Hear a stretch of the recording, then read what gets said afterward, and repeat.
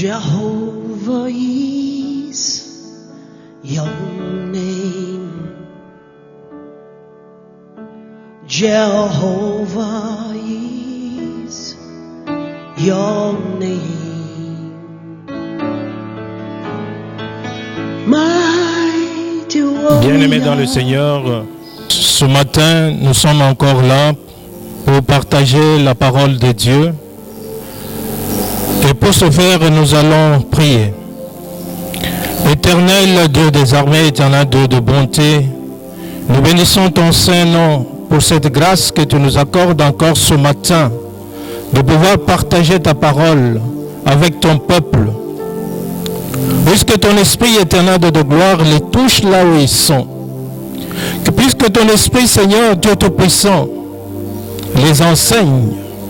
Puisque ton Esprit, ô Dieu Tout-Puissant en paix, les fortifie, les console, les transforme, Seigneur Dieu Tout-Puissant en paix, afin que cette semence puisse demeurer dans leur cœur et qu'elle puisse produire des fruits et des fruits qui demeurent pour la gloire de ton Saint-Nom. Et ce matin, par la grâce de Dieu, nous allons partager ce thème, le défi du destin. Et sans plus tarder, je vais vous inviter à ouvrir vos Bibles. Nous sommes dans Ésaïe 40. Nous allons lire à partir du verset 27 jusqu'au verset 31. Je lis au nom de Jésus. Pourquoi dis-tu Jacob? Pourquoi dis-tu Israël? Ma destinée est cachée devant l'Éternel. Mon droit passe inaperçu devant mon Dieu. Ne le sais-tu pas? Ne l'as-tu pas appris? C'est le Dieu d'éternité, l'Éternel qui a créé les extrémités de la terre. Il ne se fatigue point, il ne se lasse point. On ne peut sonder son intelligence. Il donne de la force à celui qui est fatigué et il augmente la vigueur de celui qui tombe en défaillance. Les adolescents se fatiguent et se lassent et les jeunes hommes chancellent, mais ceux qui se confient en l'Éternel renouvellent leur force. Ils prennent le vol comme les aigles, ils courent et ne se lassent point. Ils marchent et ne se fatiguent point. Bien-aimés, au regard de la situation que certaines personnes sont en train de traverser, où ils attendent des réponses à leurs prières qui tardent à venir, et la situation ne semble guère s'améliorer. Les promesses qui tardent à s'accomplir, l'année qui touche déjà à la moitié, le travail qui traîne à venir, la maternité qui traîne à s'accomplir, et tout cela pose un sérieux problème à certains enfants de Dieu qui se posent la question, comme Jacob l'a dit, se poser la question, à savoir, pourquoi ma destinée est-elle cachée devant l'Éternel? Pourquoi mon droit passe inaperçu devant Dieu? Et l'Éternel de répondre, ne le sais-tu pas? Ne l'as-tu pas appris? C'est le Dieu d'éternité, l'Éternel, qui a créé les extrémités de la terre. Il ne se fatigue point. Il ne se lasse point. Il est le Tout-Puissant qui se suffit à lui-même. Sa grâce nous suffit dans chaque jour. dans chaque circonstance. Et son amour est toujours suffisant, bien-aimé, en tout temps, pour ceux qui se confient en lui. Mais pourquoi ce cri de détresse? Et souvent nous arrivons à avoir ce cri de détresse, c'est parce que nous regardons aux choses visibles. Nos regards sont tournés sur ce que nous voyons. Alors que la parole de Dieu nous recommande de regarder aux choses invisibles telles que décrites dans sa parole. Car les réalités visibles ne durent qu'un temps, mais les invisibles durent éternellement. Nous devons regarder aux invisibles qui sont ses promesses.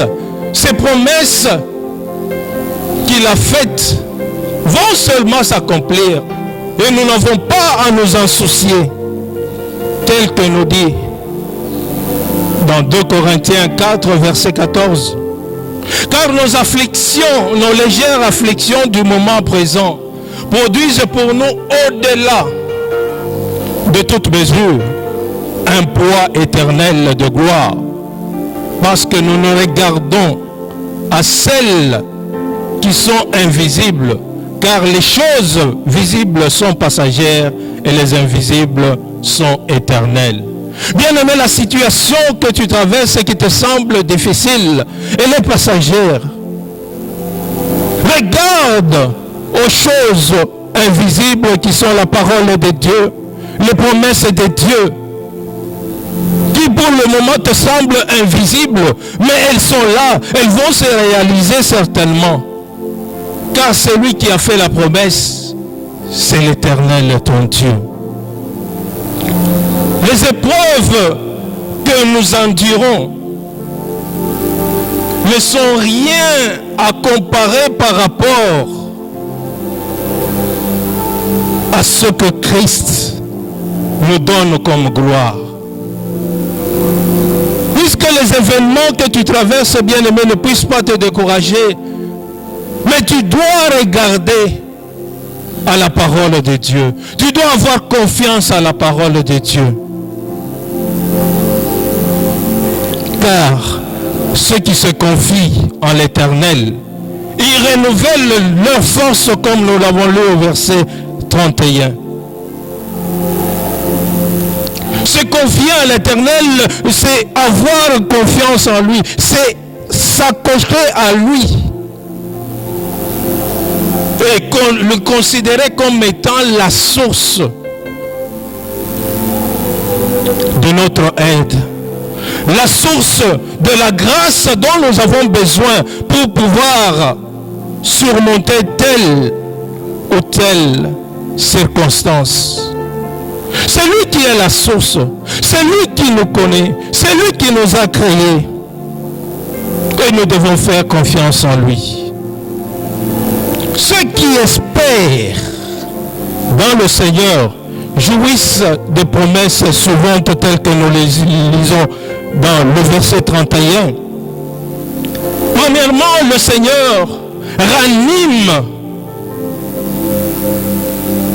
leur force lorsqu'ils sont faibles, lorsqu'ils sont épuisés, lorsqu'ils sont proies à la souffrance. Ceux qui se confient en l'Éternel, dans les dures épreuves, l'Éternel leur donne la force de pouvoir continuer. Il leur donne la force de pouvoir s'élever au-dessus de la situation. Comme un aigle qui prend son envol. Bien-aimé, il n'y a que Dieu qui peut te donner la force de pouvoir aller au-delà de ce que tu peux avoir comme ressentiment, comme difficulté, et de continuer à vivre comme si de rien n'était, comme si tout allait bien. À tel point que les gens qui te voient, ils se posent la question, comment pourrait-il vivre avec cette tranquillité malgré la situation qu'il traverse? Parce que ton destin est entre les mains de Dieu Et quand tu te confies en lui, il te donne cette capacité. Cette capacité de pouvoir courir.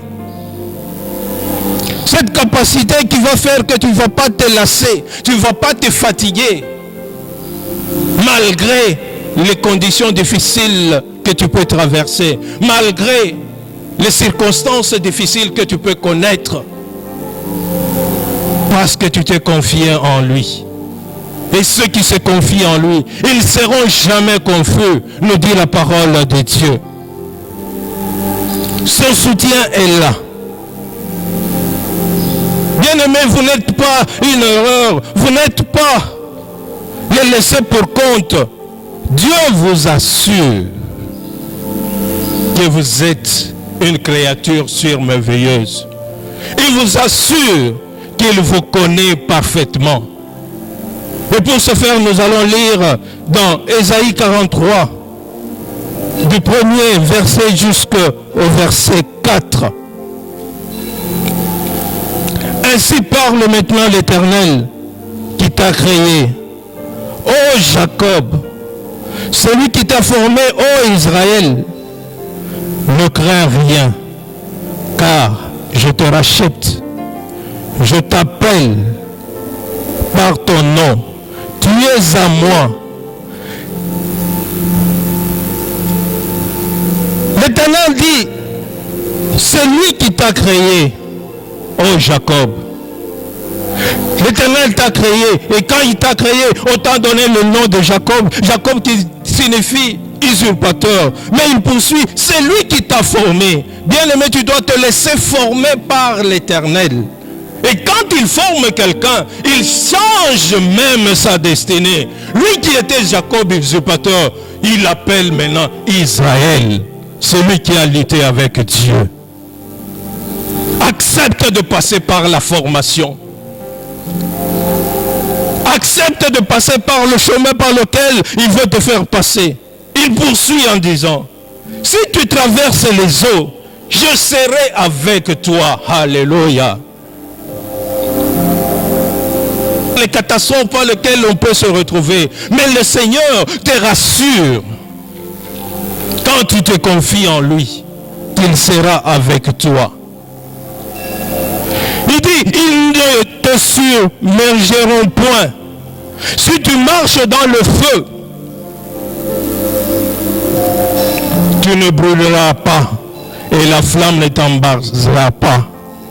Car je suis l'Éternel ton Dieu, le Saint d'Israël ton Sauveur. Je donne l'Égypte pour ta rançon, l'Éthiopie et Saba à ta place, parce que tu as du prix à mes yeux, parce que tu es honoré et que je t'aime. Je donne des hommes à ta place et des peuples pour ta vie. Au verset 6, il dit, je dirai au septentrion, donne, et au midi, ne retiens point. Quel que soit là où a été caché, que ce soit ton mariage, que ce soit ton travail, sache que l'Éternel, il va dire au septentrion, donne, et il va donner. Il va dire au midi, ne retiens point. Et il ne va pas retenir, bien-aimé. Tu pourras entrer dans ta destinée. Parce qu'avant même que tu ne puisses venir au monde, il te connaissait. De la même manière qu'il avait prévu que Jérémie puisse être prophète avant même sa naissance, Dieu a aussi un plan. Dieu a aussi une destinée pour toi. Son but est que nous puissions vivre en accord, en harmonie avec sa parole. Que nous puissions nous confier en lui, quelles que soient les circonstances, bien-aimés. Ne pense pas qu'il t'a oublié. Ne pense pas qu'il t'a rejeté. Continue à te confier en lui. Continue à être en harmonie avec sa parole. Continue à marcher conformément à sa parole. Et lui, il va te donner la force nécessaire de pouvoir traverser les épreuves auxquelles tu es affronté. en tant que chrétiens. Notre Seigneur nous avait prévenus. Vous aurez des tribulations dans le monde, mais sachez que j'ai vaincu le monde, bien-aimés. Dans ces tribulations, il est toujours avec nous. Il ne nous a pas abandonnés. Et pour ce faire, il a fait de nous plus que vainqueurs. Voilà pourquoi nous devons toujours continuer à nous confier en lui. Nous devons continuer à avoir confiance en lui, à ne pas vivre dans le désespoir, parce que lui, il ne fera pas ce que nous soyons confus, nous a-t-il dit. Que notre regard soit fixé sur lui, que notre regard soit tourné vers lui, vers notre Seigneur Jésus, qui est le consommateur de notre foi. Même au milieu des ténèbres, nous devons beaucoup plus espérer en lui. Même au milieu des adversités, bien-aimés, nous ne devons pas lâcher notre foi. Nous ne devons pas oublier les promesses qui semblent être invisibles pour le moment, mais qui seront visibles si nous persévérons. Et Psaume 62, le verset 6 à 7 nous dit: oui, mon âme, confie-toi en Dieu, car de lui vient mon espérance. Oui, c'est lui qui est mon rocher et mon salut, ma haute retraite. Je ne chancellerai pas. Sur Dieu repose mon salut, alléluia, et ma gloire. Le rocher de ma force, mon refuge est en Dieu. Bien-aimés, nous avons cette assurance. Quand nous nous confions en lui, quel que soit le moment, Dieu va manifester sa bonté en nous. Car il n'y a rien qui soit étonnant de sa part. Il n'y a rien qui est impossible à lui. Mais nous devons savoir que nous sommes son ouvrage. Ayant été créés en Jésus-Christ pour de bonnes œuvres que lui, il a préparées à l'avance, afin que nous puissions les pratiquer, Seigneur. Et en tant qu'ouvrage, nous devons accepter de recevoir la forme que Dieu voudrait nous donner. Nous devons accepter de passer par le chemin par lequel il voudrait que nous passions. Tout est sous son contrôle et nous devons être rassurés que c'est un Dieu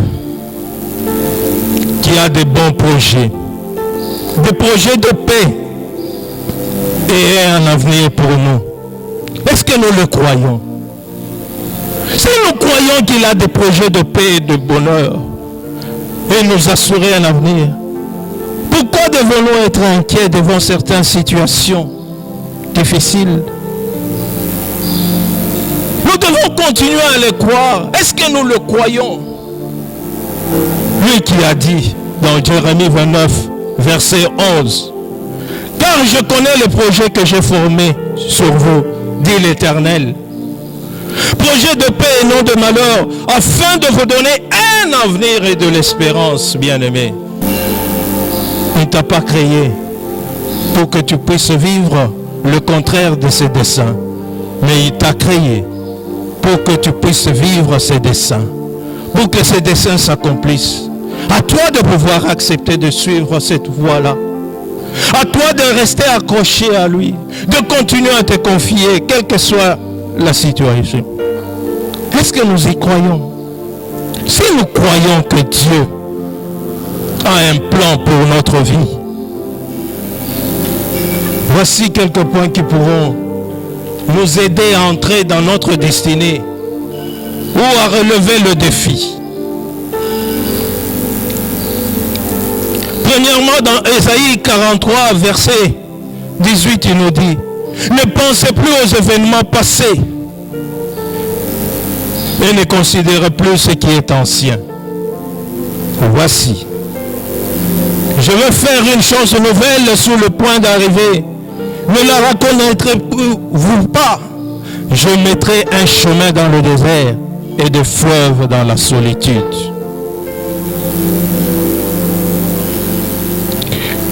Et au verset 21, il dit, le peuple que je me suis formé publiera mes louanges.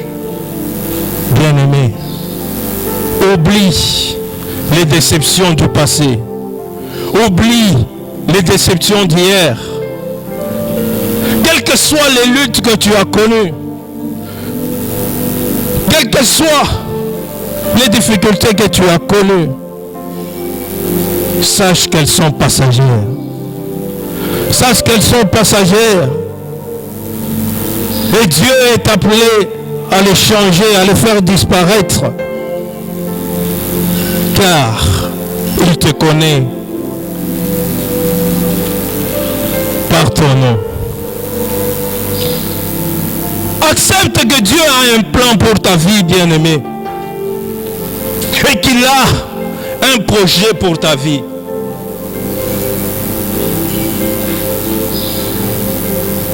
Accepte, reconnais-le. Sache que le plan qu'il a, c'est le plan de paix, c'est le plan de bonheur.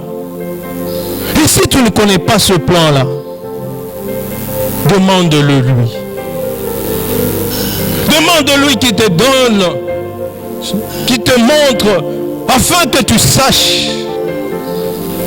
Car il a dit dans Jérémie 33, verset 3, invoque-moi, je te répondrai, je t'annoncerai des grandes choses cachées que tu ne connais pas. 4. Nous devons être zélés pour son travail. Nous devons exercer avec passion le don qu'il a mis en nous. Parce qu'il nous a sauvés, c'est pour que nous puissions le servir. Nous devons le servir contre vents et marées. Nous devons le servir avec consécration. Même pendant ce moment de confinement, nous devons continuer à le servir. Car il dit, vous servirez l'Éternel et l'Éternel vous bénira. Bien-aimé, la bénédiction ne vient que par le service. C'est par le service que tu vas entrer dans ta destinée. 5. Nous devons marcher dans la direction de notre vision, de notre appel, avec détermination, comme il est dit dans 1 Corinthiens 15, verset 58. Soyez fermes, inébranlables et travaillant de mieux en mieux pour servir le Seigneur, car votre travail ne sera point en vain. Bien-aimés, nous devons marcher dans la direction avec fermeté, quel que soit ce que nous pouvons avoir comme embûche. 6. Nous devons rassurer qu'il est avec nous. Et pour ce faire, nous devons toujours demeurer dans la communion avec lui. Car il a dit qu'il ne nous abandonnera pas et qu'il sera avec nous. Ce qui fait qu'au moment précis où nous avons besoin de la provision pour pouvoir continuer la marche comme nous l'avons dit, il va nous la donner. Il va nous revêtir de sa puissance. Car ce n'est pas à dire que ce que nous soyons capables de faire vient de nous. Notre capacité, au contraire, il vient de Dieu. Je puis tout par celui qui me fortifie. Et c'est Dieu qui me fortifie. C'est Dieu qui me donne cette capacité de pouvoir aller de l'avant. 7. Bien-aimé, ne renonce jamais à ta vision. Même si ton départ est désastreux, même si ton entourage ne te soutient pas, même si le voyage, ta mission est plein de rebondissements, et de détour, n'abandonne pas. Même si ça devrait te prendre le restant de ta vie, n'abandonne pas. N'abandonne pas. Continue à crier à lui.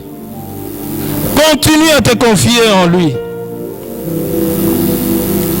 Mais tu dois savoir que quand tu es en communion avec lui et que tu continues à te confier en lui, quand tu cries à lui, il entend.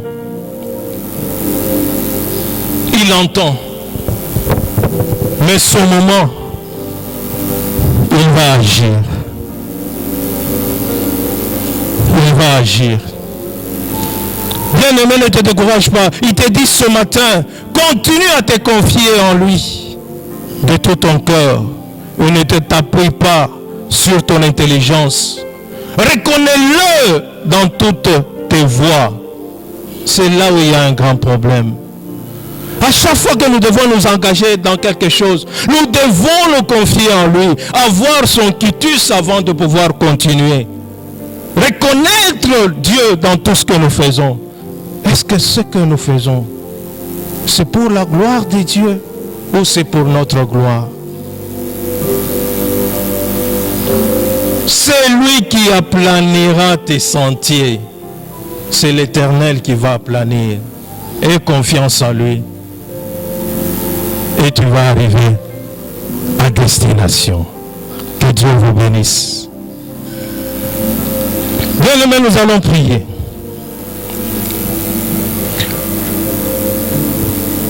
Je ne connais pas quel a été ton cri ce matin avant de pouvoir écouter ce message. Je ne connais pas quelles étaient tes pensées. Mais rassure-toi, Dieu te connaît. Et il a besoin que tu puisses continuer à te confier en lui, quelle que soit la situation. Car il t'a dit qu'il ne t'abandonnera pas, qu'il ne te délaissera point. Il va planir les sentiers. Aie confiance en lui. Père, fortifie tes enfants, Seigneur Dieu Tout-Puissant, qui étaient découragés. Raffermis leur force et permets que leurs yeux soient fixés sur toi. Quelles que soient les circonstances, tu as dit que tu ne les abandonneras jamais. Tu ne les désisteras point. Tu as dit, même si une mère qui allait son enfant arrivait à l'oublier, mais toi tu ne vas pas oublier, mon frère, tu ne vas pas oublier ma soeur. Continue à manifester ton amour et que ton amour continue à grandir en lui, à le pousser à aller de victoire en victoire et de gloire en gloire. Au nom de Jésus, nous t'avons ainsi prié. Amen. Bien-aimés dans le Seigneur, nous vous rappelons nos communiqués, à savoir que chaque mercredi, nous prions et jeûnons pour la restauration de la RDC de 6h à 18h, et il y a une permanence au niveau de la paroisse selon le programme établi et qui vous est envoyé. Et juste quand on a fini, il y a l'intercession en ligne qui est diffusée en direct sur notre page Facebook à partir de 18h jusqu'à 19h. Et tous les dimanches, nous avons notre culte dominical à partir de 11h qui passe aussi en ligne. Tous ces programmes, vous les avez sur notre page Facebook EPE Kitambo FMC. Et tous les jours, il y a une permanence des pasteurs au niveau de la paroisse de 10h à 16h sur l'avenue numéro 1, l'avenue Lusambo numéro 1 bis, en face du marché. Pour ceux qui veulent rencontrer les pasteurs et prier avec eux, vous pouvez passer pendant ce moment. Que Dieu vous bénisse et bon dimanche.